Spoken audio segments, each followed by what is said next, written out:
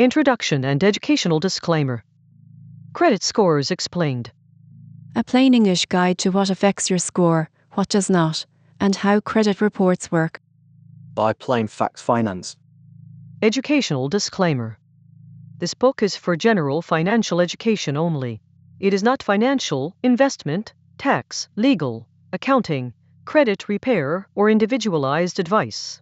It does not consider any reader's personal circumstances, credit file, income, debts, goals, state law, lender requirements, or legal rights, credit scoring models, lender policies, credit bureau practices, and consumer protection rules may change over time.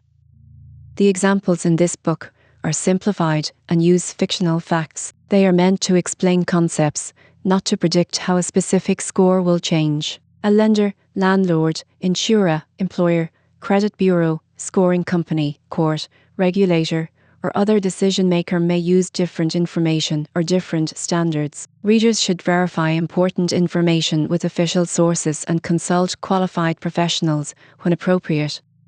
This book does not recommend any specific lender, credit card, loan, credit repair company, credit monitoring service, or financial product.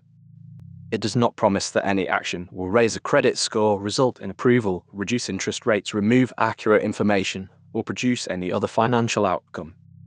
Introduction. A credit score is often treated as if it were a personal grade. That is not the best way to understand it. A credit score is a number produced by a scoring model using information from a credit report. It is designed to help estimate credit risk, usually the risk that a borrower will fall behind on a debt obligation. The number can influence whether an application is approved and what terms may be offered, but it is not a complete measure of financial health. Many people first notice their credit score when they are applying for something important: a credit card, an auto loan, an apartment, a mortgage, utility account, or insurance. At that point, the score can feel mysterious and urgent. The purpose of this guide is to make the system easier to understand before a decision is on the line. This book explains the relationship between credit reports and credit scores, the main categories of information that commonly affect scores, the reasons different scores can appear at the same time, and the common myths that cause confusion. It also explains how to read a credit report at a practical level and where to find official sources for further information. The tone is intentionally direct. Credit scoring is complicated, but many of the most important ideas are not. Credit scores are usually based on how accounts are reported, whether payments were made on time, how much revolving credit is being used, how long accounts have existed, how recently new credit was opened or requested, and the mix of account types in a credit file. Different models weigh those facts differently. Different credit bureaus may have different data. Different lenders may use different scores. The reader should finish this book with a working understanding of what a credit score is, what it is not, and how to interpret credit information without relying on myths, fear, or advertising claims. Chapter 1. What a credit score is. A credit score is a numerical estimate generated from credit data. In the United States, many consumer credit scores use a range from 300 to 850, although not every score uses that range. The number is produced by a scoring model. A scoring model is a formula or statistical system that evaluates information in a credit file and assigns a score. The score is not the same thing as a credit report. A credit report is a record maintained by a consumer reporting agency. It may include credit accounts, balances, payment history, collection accounts, public record information that is allowed to be reported, and identifying information. A credit score is calculated from data, often from a credit report, at a point in time. The score is also not a complete financial statement. A high score does not necessarily mean a person has high income, large savings, or no financial stress. A lower score does not necessarily mean a person is irresponsible. It may reflect a thin file, a past hardship, reporting errors, recent account activity, high utilization, a short credit history, or other factors. Lenders may use credit scores because they need a consistent way to evaluate risk across many applicants. A credit score can help summarize patterns in a credit report, but a lender may also consider income, employment, assets, debt-to-income ratio, collateral, down payment, account history with the lender, identity verification, fraud risk, and other underwriting rules. This is one reason a score alone does not guarantee approval. A person with a strong score may still be denied if income is insufficient for the loan, if debt levels are too high, if the application is incomplete, or if the lender has product-specific rules. A person with a lower score may still be approved for some products, possibly with different terms. Credit scores are best understood as decision support tools. They help predict a type of risk. They do not explain every part of a consumer's financial life. Why scores change. Scores can change because the underlying information changes. A new balance can report. Payment can post. A lender can report an account as current, late, closed, paid, transferred, or charged off. A new inquiry can appear. A collection account can be added or updated. An old negative item can age. A new account can reduce the average age of accounts. A credit limit can change. Scores can also differ because different models are being used. FICO and Vantage Score are two well-known scoring model families, but there are multiple versions of each. Some lenders use industry-specific scores. Some lenders use older models. Some consumer apps show educational scores that may not match the score a lender uses. Scores can also differ because the three nationwide credit bureaus may not have identical information. Equifax, Experian, and TransUnion each maintain separate files. A lender may report to one, two, or all three bureaus. A collection agency may report differently. A name, address, or account update may appear on one report before another. For that reason, the question, "What is my real score?" often has no single answer. A better question is which score from which bureau using which scoring model on which date for which purpose. What a score does not usually measure. A credit score is commonly based on credit report data. Many personal characteristics are not part of the score. A score generally does not directly measure income, job title, race, religion, education level, political views, or personal character. However, credit files can reflect the consequences of economic events, access to credit, medical or family hardship, and other real-world conditions. A score also does not measure whether a person is making good long-term financial decisions. Carrying unnecessary debt to preserve a score may be costly. Opening credit accounts only to chase a score can create risk. Paying interest for the sake of building credit is often misunderstood. Credit health matters, but it is only one part of financial health. Chapter 2. Credit reports and credit bureaus. Credit scores are easier to understand once credit reports are clear. A credit report is the record that scoring models commonly evaluate. If the data in the report is wrong, incomplete, outdated, or different across bureaus, the scores based on that data can also be different. The three nationwide credit bureaus are Equifax, Experian, and TransUnion. They collect information from creditors, debt collectors, public records where applicable, and other furnishers. A furnisher is an organization that reports information to a credit bureau. Examples include credit card issuers, auto lenders, mortgage servicers, student loan servicers, and collection agencies. Credit bureaus do not approve or deny most credit applications. They maintain and sell credit report information to parties with a legally permissible purpose. A lender may request a report and score from one or more bureaus, then apply its own underwriting standards. What can appear on a credit report?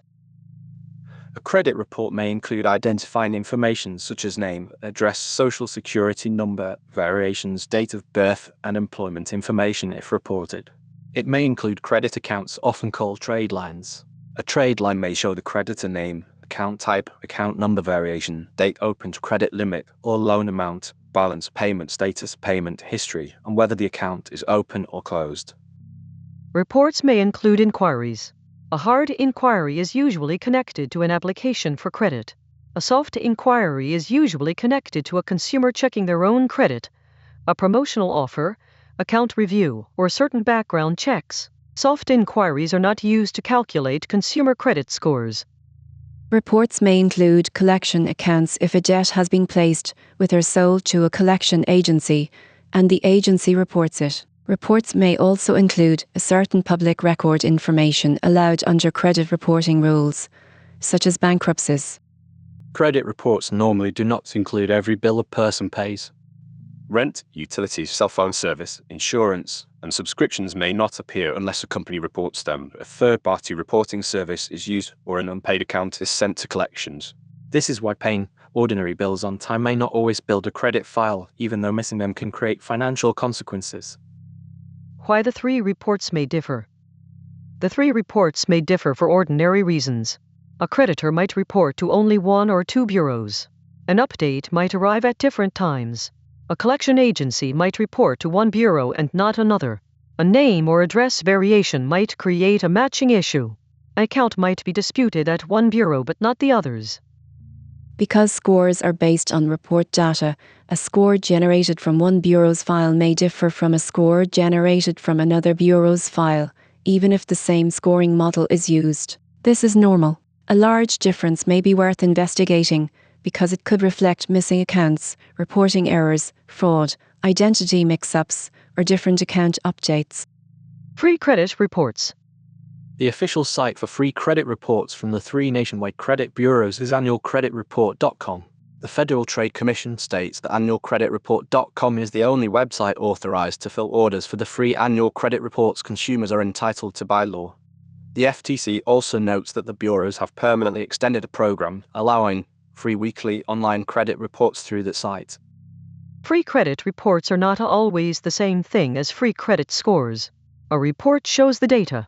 A score is calculated from data. Some banks, credit card companies, credit bureaus, and financial apps provide free scores, but the model and bureau can vary. A free score can be useful for education and monitoring, but it may not be the same score a lender uses. Reports matter more than any single score. When a score is surprising, the report is the place to begin. The report shows the accounts and balances behind the score. It can reveal whether a balance is higher than expected, whether an account is marked late, whether a collection appears, whether an old account is closed, or whether an unfamiliar account may indicate an error or fraud. Scores summarize. Reports explain. Chapter 3. Why you have more than one credit score.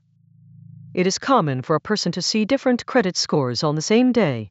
This does not automatically mean one score is fake or that something is wrong. Scores can differ because the scoring model version, bureau data, report date, product type, and purpose can differ. The two best-known credit scoring model families are FICO and Vantage Score. Both use credit report information, but they are separate systems. They may weigh information differently. They may handle older information differently. They may require different minimum credit history to generate a score. They may use different versions for different lending markets. FICO has many versions. Some lenders use FICO Score 8, FICO Score 9, FICO Score 10, industry-specific auto or bank card scores, or mortgage-related versions.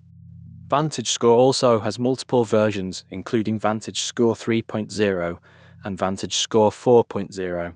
A consumer app may show one model, while a lender uses another. Timing matters. Scores are calculated using data available at the time the score is requested. Credit card balances often report around the statement date, not necessarily the date a payment is made. A person may pay a card on Monday, but the updated balance may not appear on the credit report until the issuer reports the next update. A score pulled before and after that update may differ. Timing can also affect new accounts inquiries, disputes, and account closures. A mortgage lender, auto lender, credit card issuer, and consumer app may each pull data at different times. Bureau data matters.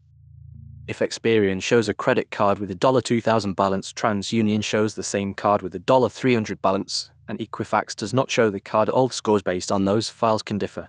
The scoring model can only evaluate the data it receives. When scores are very different, compare the credit report side by side.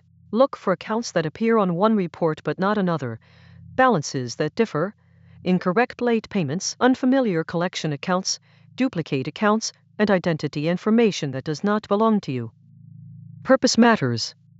Some scores are built for general credit risk. Others may be built for a specific product category, such as auto lending or bank card lending. A lender may use a score designed for its product, plus its own rules. A consumer-facing score can help track trends, but it may not be the score used for a mortgage, car loan, or credit card decision.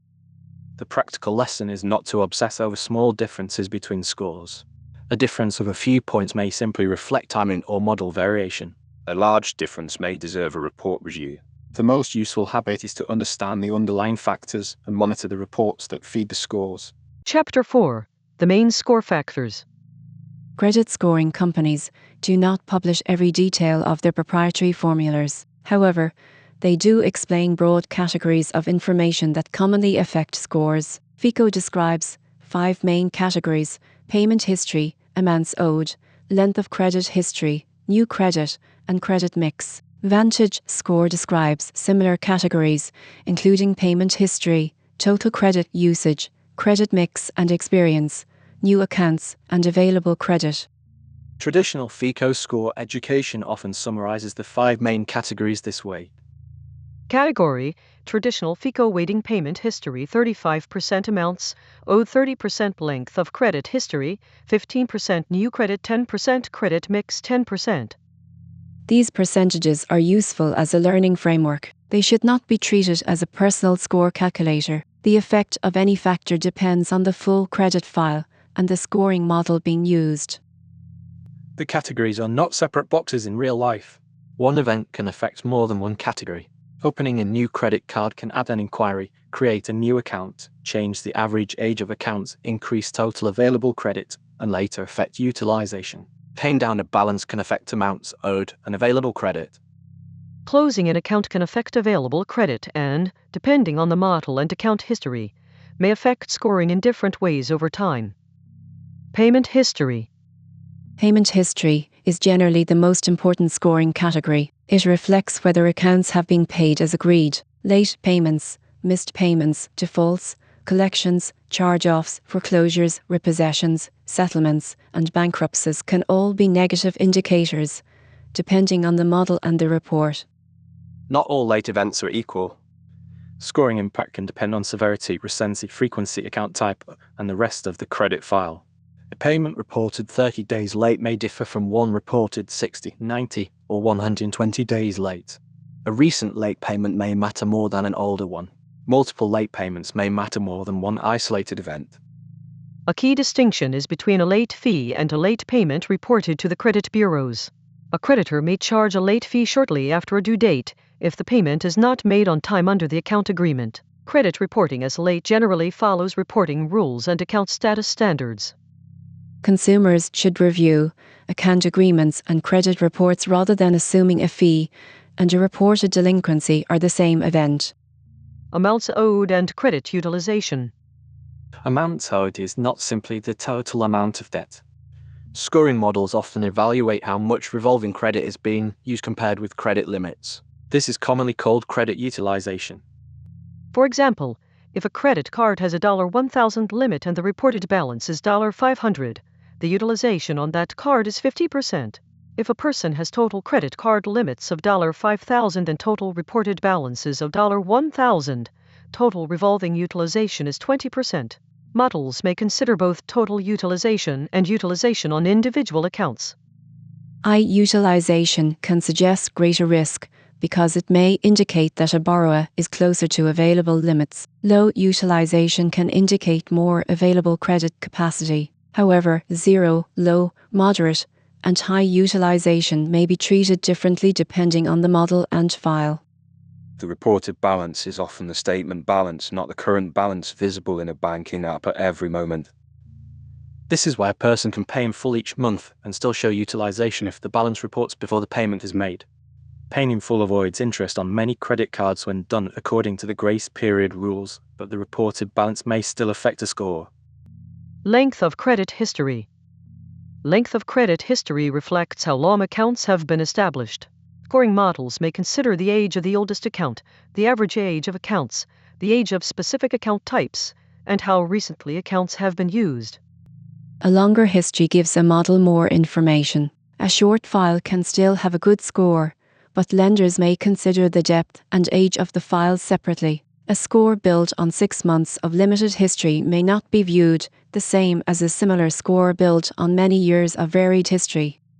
Opening new accounts can reduce average account age.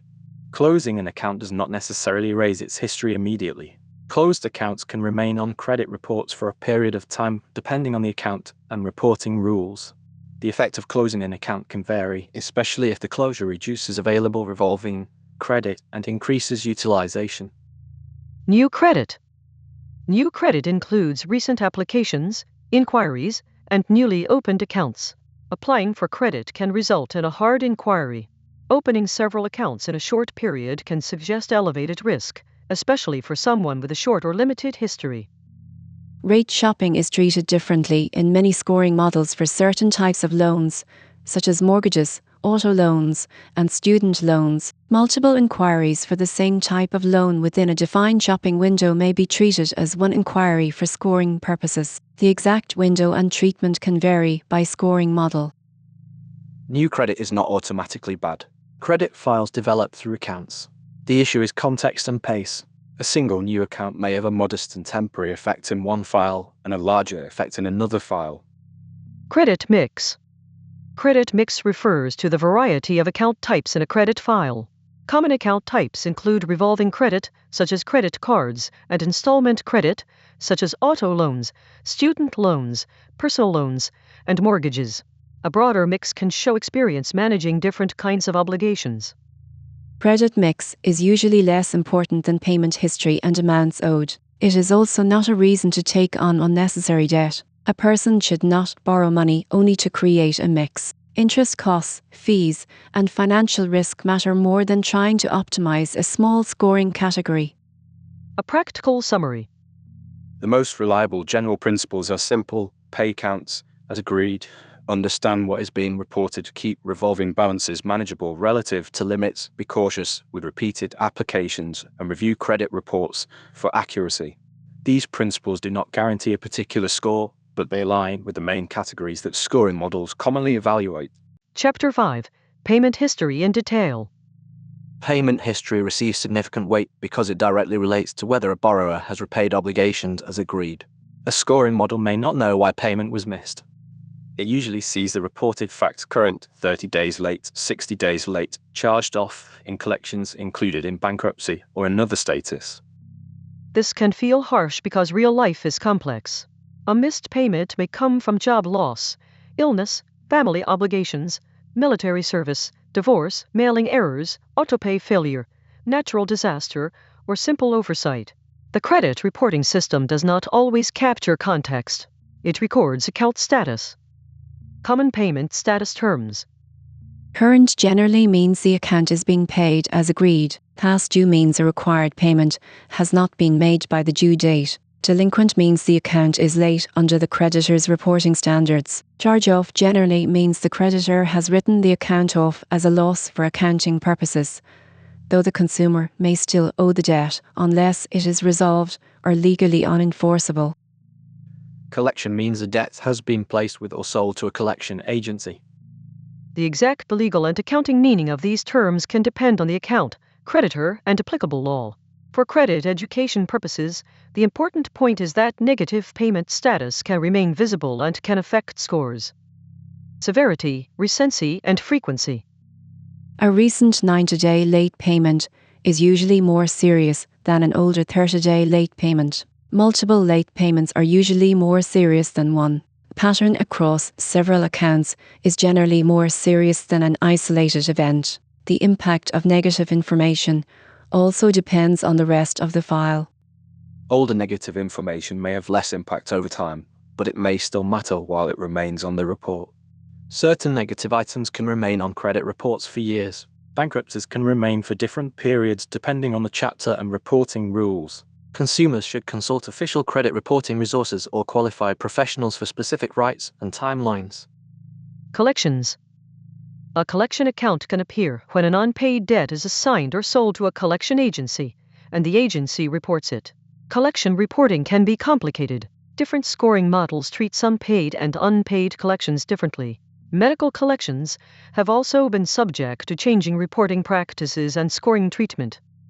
Because collection rules and scoring treatment can change, educational content should avoid promising a specific score result from paying, settling, disputing, or removing a collection. A payment may affect the legal status of the debt, collection activity, reporting balance, and scoring treatment in different ways depending on the facts.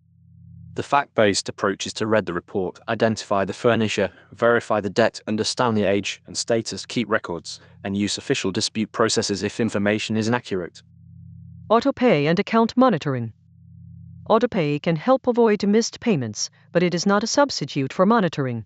Autopay can fail if a card expires, a bank account changes, funds are insufficient, an account is closed, a payment amount changes, or a technical error occurs. A consumer remains responsible for making sure payments are made. A practical educational habit is to maintain a payment calendar, confirm that autopay has processed, and keep contact information updated with creditors. This is not a score hack, it is basic account management. Chapter 6: Utilization and Balances. Credit utilization is one of the most misunderstood credit score topics. It is often described as the percentage of available credit being used. The basic formula for a revolving account is Balance divided by credit limit equals utilization. If the reported balance is $250 and the limit is $1,000, utilization is 25%. If the balance is $900 And the limit is $1,000, utilization is 90%. individual and total utilization. Scoring models may consider utilization on individual cards and across all revolving accounts. A person with one card at 95% utilization and another card at 0% may be viewed differently from a person with the same total utilization spread evenly. The exact treatment depends on the model. High utilization can indicate that a borrower is close to limits. It can also reduce financial flexibility. From a scoring perspective, lower reported utilization is often associated with lower risk, but there is no universal magic number that guarantees a score result.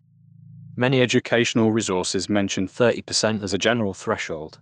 That number can be useful as a simple reference point, but it is not a boundary where everything below is good and everything above is bad. Scoring models can evaluate utilization in more granular ways. Statement balance versus current balance. Credit cards can show several balances: current balance, statement balance, minimum payment due, and pending charges. Credit reports usually reflect the balance reported by the issuer, often around the statement closing date. This means the reported balance can be different from the current balance after later purchases or payments.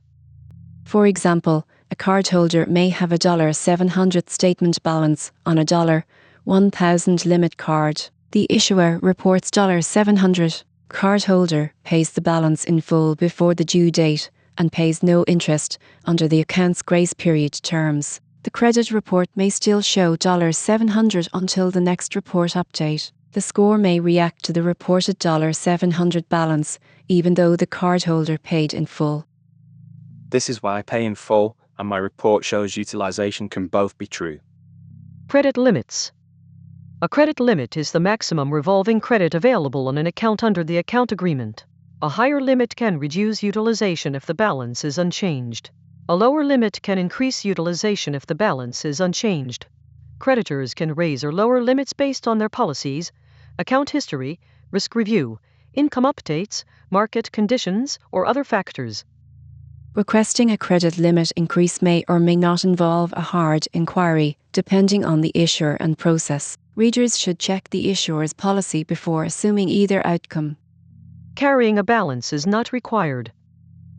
One common myth is that a person must carry a balance and pay interest to build credit. Credit scoring models can use reported account activity and payment history. Paying interest is not a requirement for a score. A card can report a statement balance then be paid in full by the due date. A card can also report low activity and remain in good standing if managed according to the account terms. Interest costs are real. Taking on interest charges only because of a credit myth can be expensive. Chapter 7: Inquiries, New Accounts, and Rate Shopping. An inquiry is a record that someone accessed a credit report. Inquiries are often divided into hard inquiries and soft inquiries. A hard inquiry usually occurs when a consumer applies for credit and authorizes a lender to review the credit file. Examples may include a credit card application, auto loan application, mortgage application, personal loan application, or private student loan application. Hard inquiries can affect scores, though the size and duration of the effect can vary. A soft inquiry is not used in consumer credit scoring formulas. Examples may include checking your own credit, account review by an existing creditor, pre-approved offer screening, and some employment or tenant screen contexts depending on the process. Why new credit can matter. New credit can matter because applying for and opening accounts changes the risk picture. A consumer who opens many accounts quickly may be taking on more potential debt. A new account also has no long payment history. It can reduce the average age of accounts. This does not mean new credit is always harmful. Credit histories are built through accounts. The issue is whether the new credit is necessary, affordable, and consistent with the consumer's broader financial situation. Rate shopping. For certain installment loans, consumers may compare offers from multiple lenders. Credit scoring models often include rules that reduce the scoring impact of rate shopping when multiple inquiries for the same type of loan occur within a defined window. This is common for mortgages, auto loans, and student loans. The exact window can differ by model version. Some older FICO models have used shorter windows, while newer models may use longer windows. Because lenders choose models, consumers should avoid relying on a single universal number. The general educational point is that concentrated rate shopping for the same type of loan is treated differently from unrelated applications for multiple credit cards or loans. Pre-qualification and pre-approval. Pre-qualification and pre-approval language can be confusing. Some lenders offer tools that use a soft inquiry to estimate whether a consumer may qualify. Others may use a hard inquiry at a later stage. The terms are not always used consistently across companies. Before submitting an application, a consumer can look for whether the lender says the process will affect credit, whether it uses a soft or hard inquiry, and when a hard inquiry may occur. Marketing language is less important than the lender's actual disclosure. Chapter 8. Common credit score myths. Credit scoring myths are common because the system is partly private, partly technical, and often explained through advertising. The following myths are among the most persistent. Myth 1. Checking your own credit hurts your score. Checking your own credit report or score is generally a soft inquiry and does not hurt credit scores. Soft inquiries are not used to calculate consumer credit scores. Consumers can review their own reports through official channels and may use free score tools for monitoring. Applying for credit is different because it can create a hard inquiry. Myth 2. Income is part of your credit score. Income is important in lending, but it is generally not part of credit scores based on credit report data. A lender may ask for income on an application and use it in underwriting. The score and the lender's full approval decision are not the same thing. Myth 3. Closing a card always helps. Closing a card can reduce available revolving credit, which may increase utilization if balances remain. It may also affect account age treatment over time. There may be good non-score reasons to close an account, such as fees, fraud risk, overspending risk, or account simplification. But closing an account should not be assumed to automatically improve a score. Myth 4. You need to carry debt to build credit. A person does not need to pay interest just to build credit. Responsible account use, on-time payments, and reported account history can matter without intentionally carrying expensive debt. Borrowing solely for a score can create unnecessary costs. Myth 5. Debit cards build credit like credit cards. Debit cards generally draw from a bank account and are not credit accounts. Ordinary debit card use is usually not reported as credit repayment history. Some newer products may report certain activity, but a traditional debit card is not the same as a credit card for credit scoring purposes. Myth 6. There is one official score. There is no single credit score used by every lender. Different scoring companies, versions, bureaus, dates, and products can produce different numbers. A consumer app score can be useful, but may not match a lender score. Myth 7. Paying a collection always removes it. Paying or settling a collection may update the balance or status, but it does not automatically mean the account will be removed from every report. Some scoring models treat paid collections differently from unpaid collections. Reporting practices and legal rights depend on the facts. Promises of guaranteed removal should be treated carefully. Myth 8. A higher score means you are wealthy. A credit score is not a wealth score. It does not directly measure net worth, savings, retirement readiness, or income stability. It measures credit-related risk based on reported data. Chapter 9. Building or rebuilding credit. Building credit means creating a record that scoring models and lenders can evaluate. Rebuilding credit means improving a file after negative information, high utilization, limited history, or other issues. Both processes take time. This chapter is educational. It does not recommend a specific product or action. The right path depends on the consumer's circumstances, costs, eligibility, risk tolerance, and legal situation. Start with the reports. Before focusing on a score, review the reports. Look for inaccurate late payments, unfamiliar accounts, incorrect balances, duplicate collections, accounts that do not belong to you, wrong personal information, and outdated negative items. If information is inaccurate, official dispute processes may be available through the credit bureaus and furnishers. Report review is especially important for people who have moved often, changed names, experienced identity theft, co-signed accounts, gone through divorce, or had medical or collection activity. Establishing reported accounts. A person with little or no credit history may need an account that reports to the credit bureaus before many scoring models can generate a score. Common educational examples include secured credit cards, student credit cards, becoming an authorized user, credit builder loans, and certain rent or utility reporting services. Each option has trade-offs. A secured credit card may require a deposit. A credit builder loan may involve fees or interest. Authorized user status depends on the primary account holder's behavior and whether the issuer reports authorized users. Rent reporting services may not affect every score or lender decision. The key question is not will this build credit, but what will this report, to which bureaus, at what cost, with what risks, and under what terms. Managing existing accounts.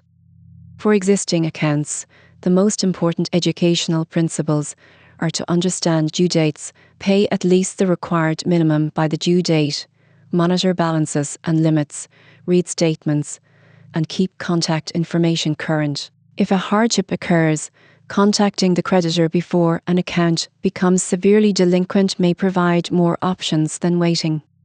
Hardship programs, deferments, forbearance, payment plans, and settlements can have different credit reporting and legal consequences.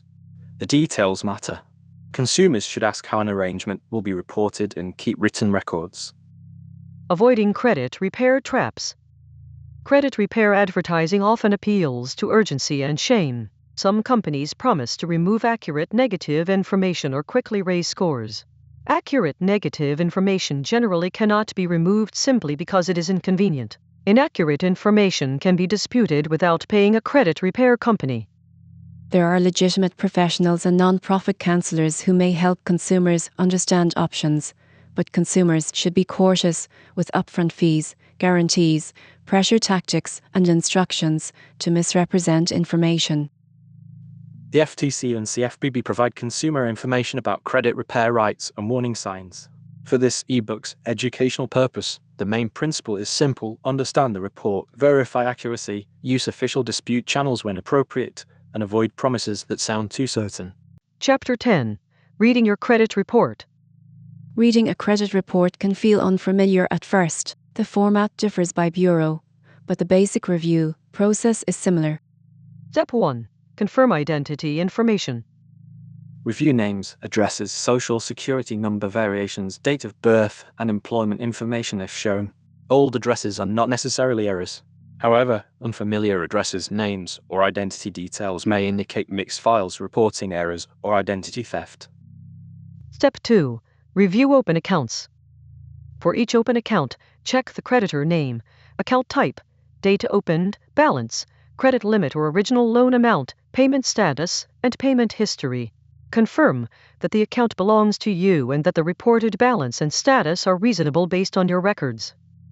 Pay special attention to accounts marked late, over limit, charged off, transferred, closed by grantor, or included in bankruptcy. These statuses can matter. Step 3. Review closed accounts. Closed accounts can remain on reports. A closed account with a positive history may continue to provide useful history while it remains. A closed account with negative history may also remain for a reporting period. Check whether the account status, balance, and payment history are accurate. Step 4. Review collections. For each collection, identify the collection agency, original creditor if listed, balance, date assigned or opened, status, and whether the account is familiar. Collection accounts can be duplicated or transferred, so careful review matters. If a debt is unfamiliar, inaccurate, too old, already paid, or the result of identity theft, official dispute or identity theft procedures may be relevant. Step 5. Review inquiries. Hard inquiries may appear when applications were submitted. Soft inquiries may appear when you checked your own credit, when companies screened you for offers, or when existing creditors reviewed your account. If a hard inquiry is unfamiliar, it may be worth investigating. Step 6. Keep records. Save copies of reports, dispute letters, creditor responses, payment confirmations, settlement agreements, police reports, identity theft reports, and correspondence. Credit reporting issues are easier to handle when dates and documents are organized. A simple report review checklist. Do I recognize every open account? Are balances and credit limits reasonable? Are any accounts marked late that I believe were paid on time? Do I recognize every collection account?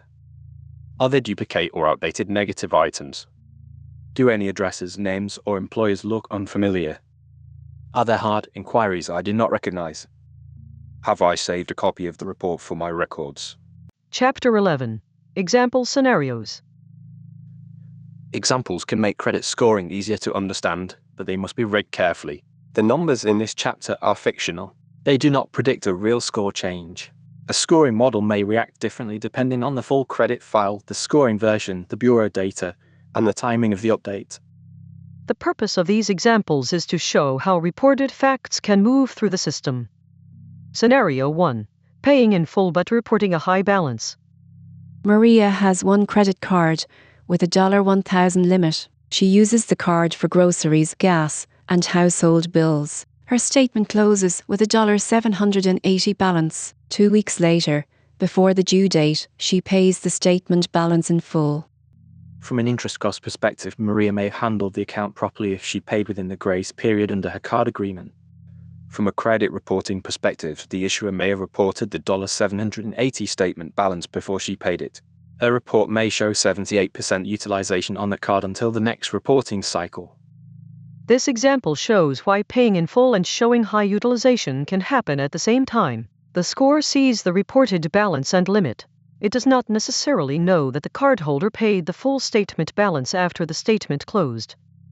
Takeaway: utilization is usually based on reported balances, not a live view of every payment and purchase. Scenario 2. A thin file with a good score. Devon has one credit card opened 8 months ago. The account has never been late, the balance is low, and there are no negative items. The consumer app shows a good score. Devon's file may still be considered thin by some lenders because it has limited depth and age. The score may be good, but a lender may consider additional factors such as income, employment, debt-to-income ratio, account age, product requirements, and the limited number of accounts. This example shows why a score is not the same as a full approval decision. Score summarizes credit risk under a model. It does not replace underwriting. Scenario 3. Same person, different scores. Janelle checks 3 services on the same day. One shows a 724 Vantage score based on TransUnion data. Another shows a 706 FICO score based on Experian data. A lender later discloses a 698 score from a different FICO model. This does not automatically mean any score is fraudulent. The scores may use different models, different bureaus, different dates, and different product-specific versions. If the difference is large or surprising, Janelle can compare the reports to see whether the underlying data differs. Takeaway: score context matters. The useful question is not only what is the number, but which model, which bureau, and which date produced it. Scenario 4. Closing a card with no balance. Omar has 2 credit cards. Carter has a $1,000 limit and no balance. Card B has a $1,000 limit and a $700 balance. His total revolving limit is $2,000 and his total balance is $700, so total utilization is 35%. If Omar closes card O while card B still reports a $700 balance, his total available revolving credit may drop to $1,000. His total utilization may become 70%. Depending on the scoring model and timing, the higher utilization could affect the score. There may be valid reasons to close an account, such as fees, fraud risk, or difficulty managing spending. The example simply shows why closing an unused card does not always improve a score. Scenario 5. A new auto loan. Lena applies for an auto loan. The lender checks her credit, creating a hard inquiry. She opens the loan, creating a new account. Her average account age changes. Her credit mix may also change if she previously had only revolving credit. The same event can affect several scoring categories: inquiry activity, new account age, account mix, and later payment history. Over time, on-time payments may add positive payment history, but the exact score path cannot be predicted from the event alone. Takeaway: credit events are not one-dimensional. A new account can have short-term and long-term effects that depend on the file. Scenario 6. A report error. Nina reviews her credit report and finds a credit card she does not recognize. The account shows a balance and a late payment. This could be a reporting error, a mixed file, identity theft, or an account she forgot about. The correct response depends on the facts. Nina should not start with the score. She should start with the report entry, creditor name, account number variation, date opened, address history, inquiry history, and any related collection or contact information. If the account is inaccurate, official dispute channels and identity theft resources may apply. Takeaway: a credit score problem may be a credit report problem. Scenario 7. Paying down a card. Andre has a card with a $2,000 limit and a reported balance of $1,600. His utilization on that card is 80%. He pays the balance down to $400 before the next statement closes. If the issuer reports the lower balance, the reported utilization becomes 20%. This type of change may affect scores because utilization is an important scoring factor. However, the size and timing of any score change depends on the scoring model, the rest of the credit file, and when the issuer reports. Takeaway: the credit report must update before a scoring model can reflect the new balance. Scenario 8. Authorized user confusion. Tasha is added as an authorized user on a relative's long-standing credit card. The card has a low balance and perfect payment history. If the issuer reports authorized users to the credit bureaus, the account may appear on Tasha's reports. If it does not report, the account may not help build report history. Authorized user status also carries risk. If the account later reports a high balance or late payment, that information may affect the authorized user's file if reported. The authorized user is usually not legally responsible for payment, but credit reporting can still matter. Takeaway: authorized user arrangements depend on reporting practices and account behavior. Chapter 12. Disputes, fraud alerts, freezes, and identity theft.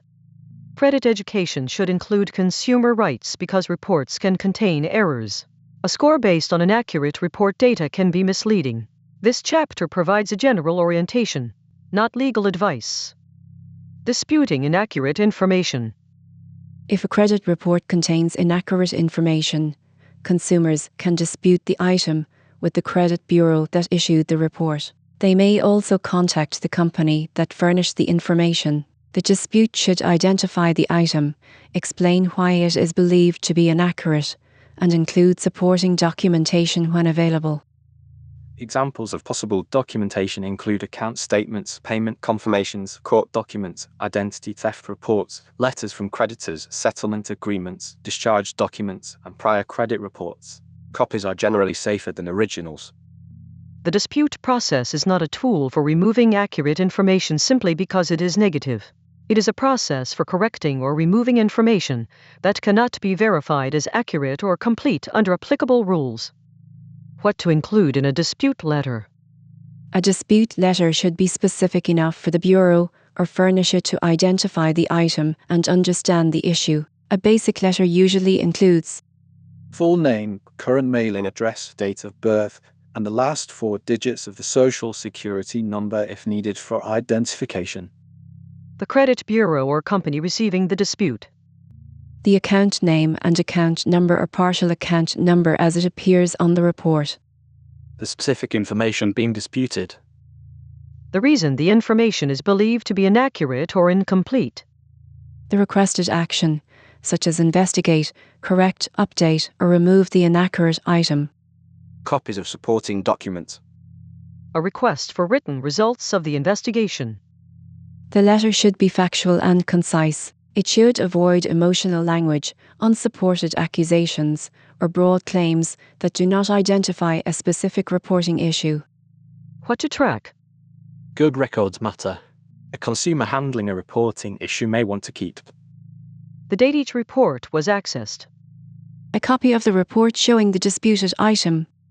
the confirmation number for any online dispute. Copies of letters sent by mail. Proof of mailing or delivery when available. The Bureau's response. The furnisher's response.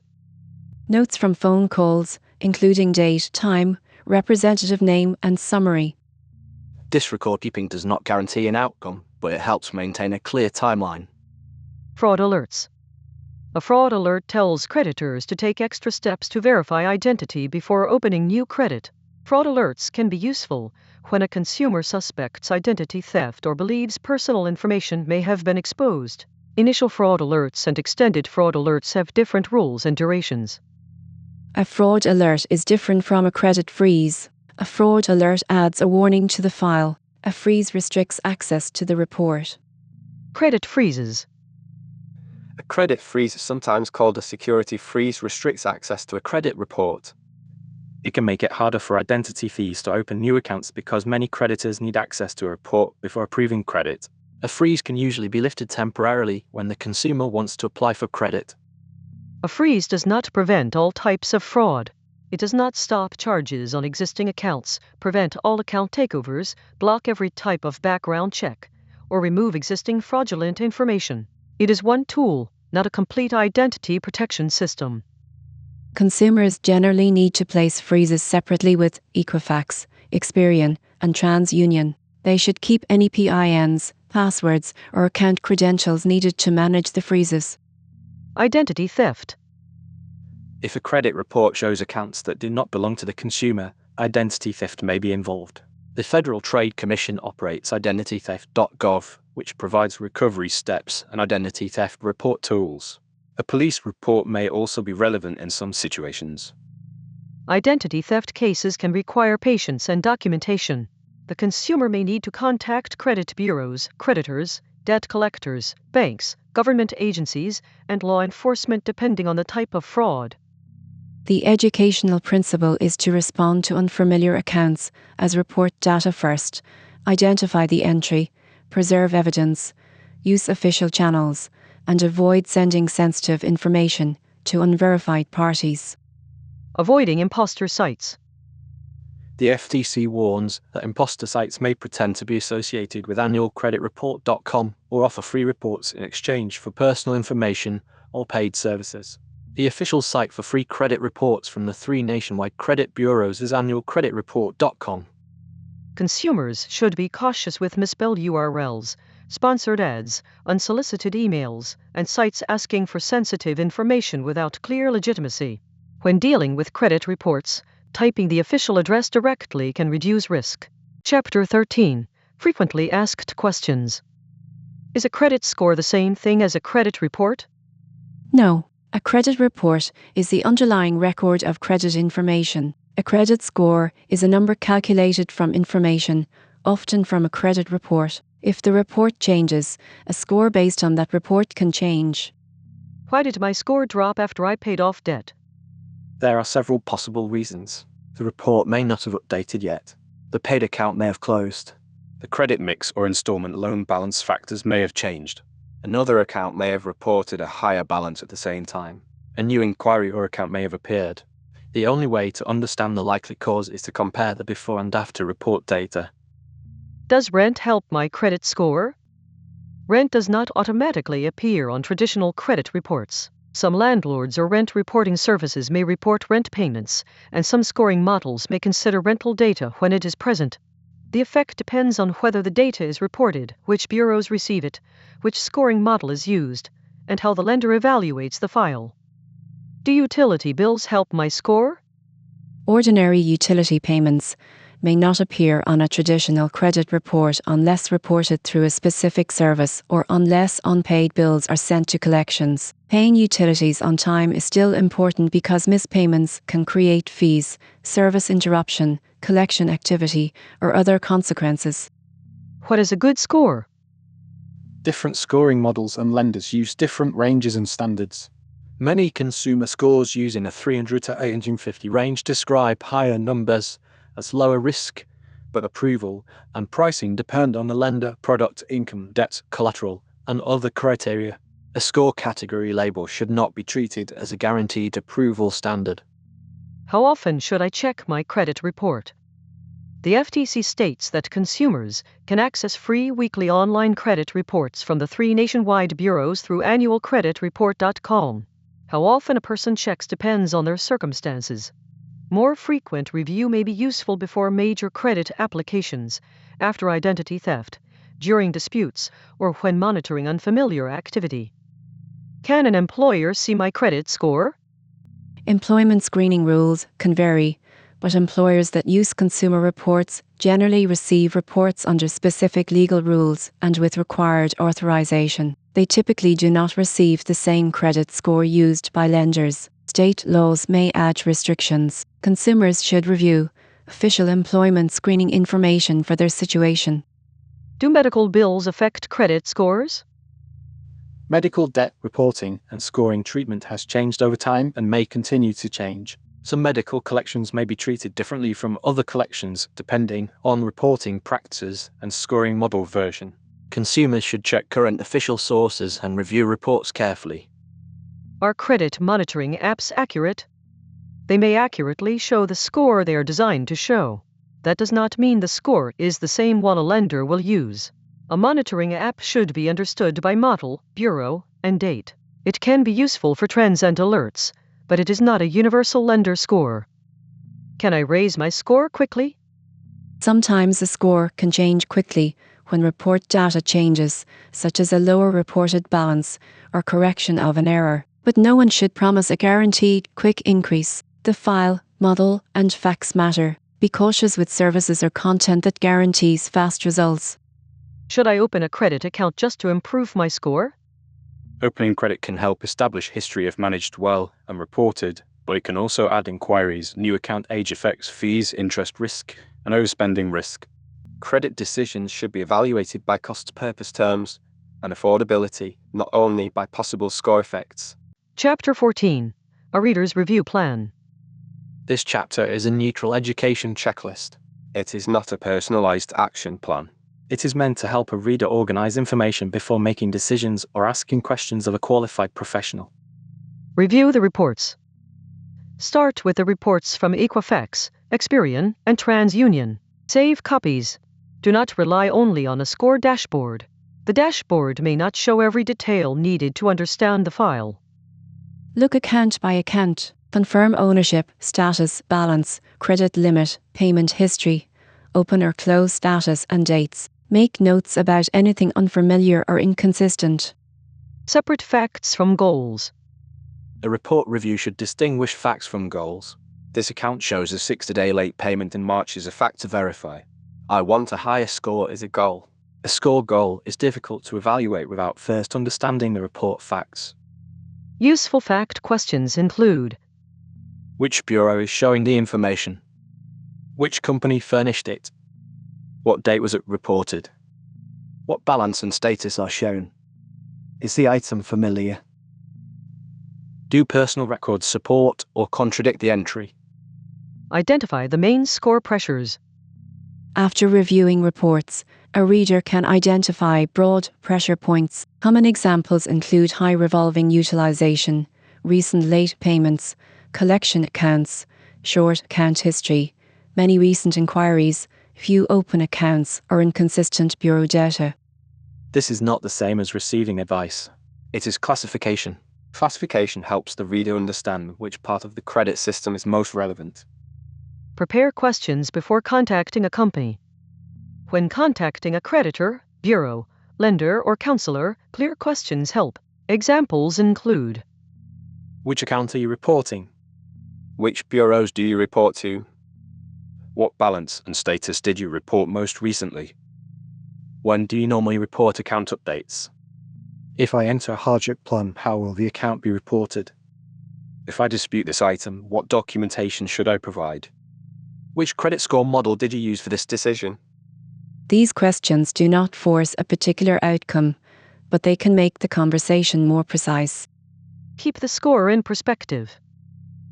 A credit score can matter for borrowing costs and access, but it is not the only financial priority.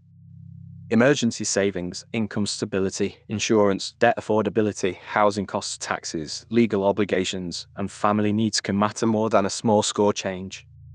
Good credit education should reduce confusion, not create obsession. The goal is to understand the system well enough to make informed decisions. Chapter 15. Terms you should know. This glossary explains common terms in plain language. APRA. APRA stands for Annual Percentage Rate. It is a yearly cost of borrowing expressed as a percentage. For credit cards, APRA can apply to purchases, balance transfers, or cash advances, and different balances may have different APRA. Authorized user. An authorized user is someone allowed to use another person's credit card account. The primary account holder is responsible for the debt. Authorized user reporting can vary by issuer and bureau. Charge-off. A charge-off is an accounting action showing that a creditor has written an account off as a loss. It does not automatically mean the debt is forgiven or no longer collectible. Collection account. A collection account may appear when a debt is placed with or sold to a collection agency and reported to a credit bureau. Credit bureau. A credit bureau, also called a consumer reporting agency, collects and maintains consumer credit information. The three nationwide credit bureaus are Equifax, Experian, and TransUnion. Credit limit. A credit limit is the maximum amount of revolving credit available on an account under the account terms. Credit mix. Credit mix refers to the variety of account types in a credit file, such as revolving accounts and installment loans. Credit report. A credit report is a file of credit-related information maintained by a credit bureau. It is different from a credit score. Credit score. A credit score is a number generated by a scoring model using credit information. It estimates credit risk for a particular purpose. Credit utilization. Credit utilization is the portion of available revolving credit being used. It is commonly calculated as balance divided by credit limit. Delinquency. Delinquency means an account is past due under the account terms or reporting standards. THECO. THECO is a company that develops credit scoring models used by many lenders. There are multiple THECO score versions. Hard inquiry. A hard inquiry usually occurs when a consumer applies for credit. It can affect credit scores. Installment loan. An installment loan is usually repaid in scheduled payments over a defined period. Examples include auto loans, student loans, mortgages, and some personal loans.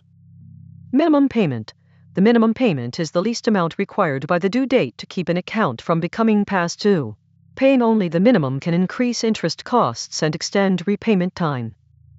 Revolving credit. Revolving credit allows borrowing up to a limit, repaying and borrowing again. Credit cards are common examples. Soft inquiry. A soft inquiry is a credit file access that is not used to calculate consumer credit scores, such as checking your own credit. Trade line. A trade line is an account entry on a credit report.